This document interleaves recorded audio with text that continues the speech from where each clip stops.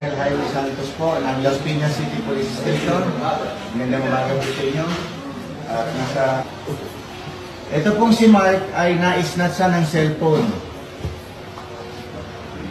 Pagka-snatch po ng cellphone niya na Oppo na nagkakahalagang 10,000 pesos, siya po ay nakipampuno sa snatcher na may daladalang motor. Nung naagaw po ang cellphone niya, tumakbo po yung snatcher, abang naagaw naman niya yung susi at tinakbo naman niya yung motor ng snatcher. Yan po ang problema ngayon na tinatahak namin ngayon. Kung paano po ito. Napakapambihirang kaso po nito dahil ito po ay nangyayari lamang sa TikTok. Nanonood ka ba ng TikTok? Nanonood daw siya ng TikTok. Kaya napanood niya sa TikTok po yung ganitong klase kung paano kumounter sa snatcher. Pagka-snatch po ng cellphone niya, nakipagbuno siya, nakuha naman niya yung susi. Nung nakuha niya yung susi, tumakbo yung snatcher, dala yung cellphone niya.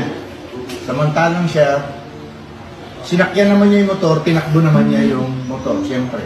Kaya nandito po siya ngayon, nagre-reklamo po siya. Dahil yung cellphone niya, tinakbo ng snatcher, tapos siya naman yung motor, ng snatcher, tinakbo niya dito. Kaya ito po ay malo. Bagamat natatawa po kami pare-pareho, ang aming pong investigator, si PCMS Torion, ay pupunta po sa Bacoor kasi naiwan po yung ID nung pinaghihinalaan niyang snatch na taga Bacoor. Siya rin po ay taga Cavite, taga Imus. Kaya po tayo nagla-live dito kasi para po makita ninyo na yung TikTok pala ay nagkakatotoo minsan. Pagkatapos siyang isnatchan, kinuha naman niya yung motor. Habang tumatakbo palayo yung snatcher, tumatakbo din siya palayo sa snatcher dahil dala niya yung motor ng snatcher.